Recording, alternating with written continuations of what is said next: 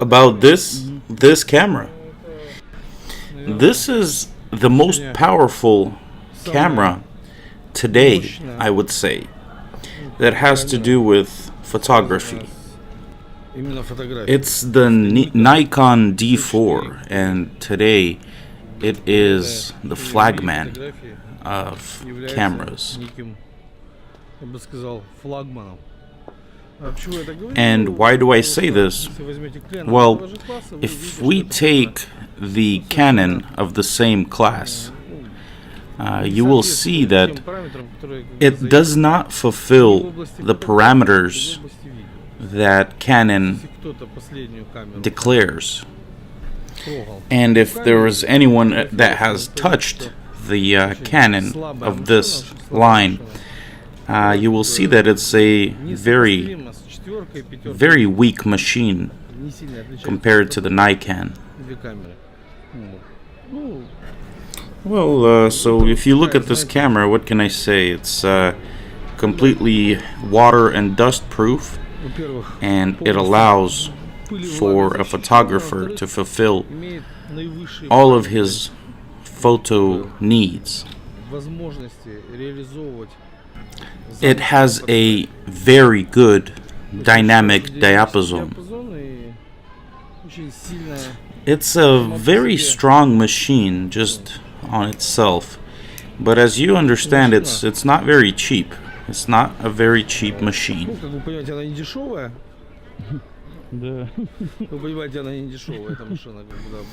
Well, that's Nikon for you.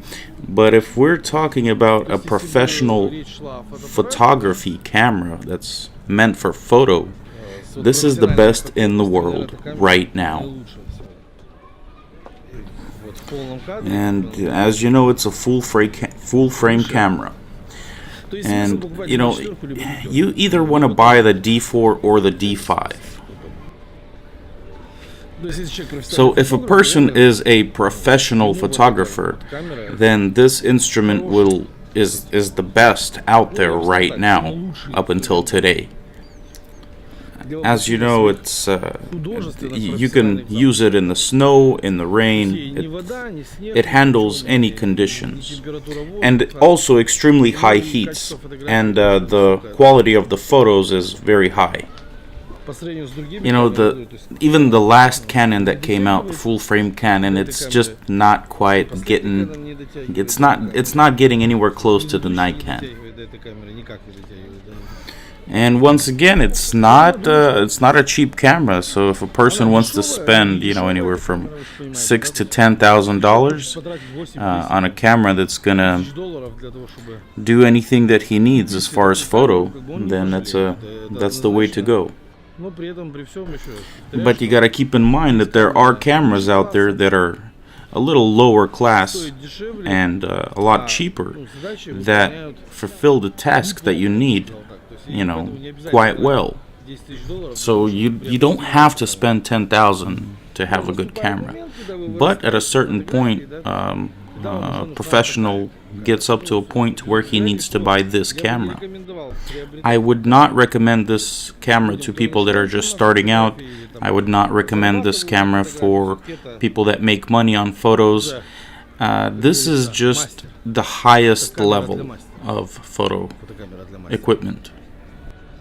This camera is for a master.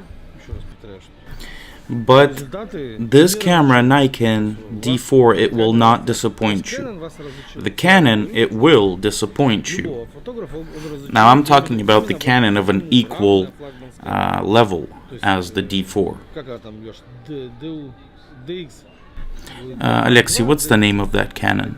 It's a 1DX Mark II, I believe. Yes, that one. That one is going to disappoint you. Compared to this camera, it has big problems. What are the problems that it has?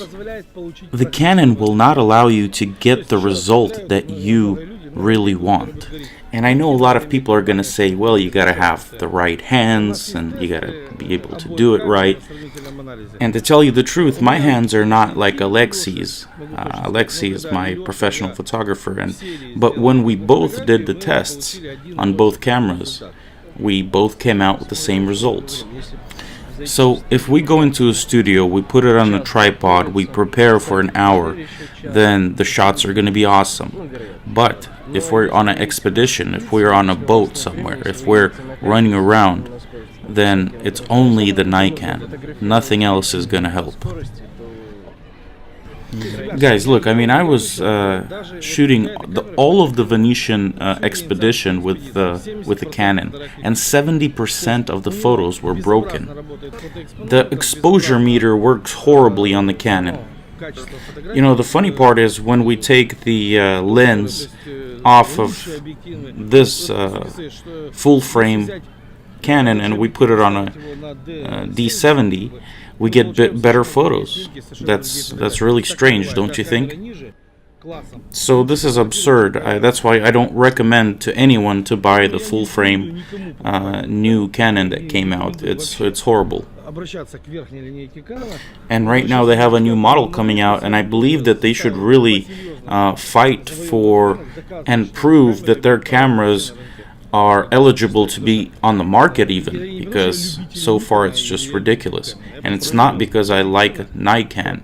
It's because I was using this camera on the expedition, and I was comparing it, so it's completely fair for me to say that it does not fulfill the characteristics that the engineers say that it would do.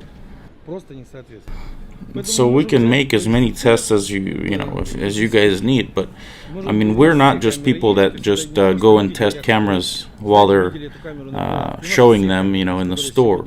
We have all the cameras that exist in the world right now. We have all of them. There is not one camera that we do not have. That's why we have the ability to take our own cameras and to test them. Not in the store like all those bloggers. We actually buy it with our own money and go and test them. And it could be that they sold me a bad Canon, that actually my camera, the Canon that I bought, is not functioning well. Well, then that's the Canon's fault. Once again, even if it's a bad camera, if something is wrong with the actual camera, then that's their fault once again. And that's why Canon is hiding regarding this full-frame cameras they have, and because they're lying to their buyers.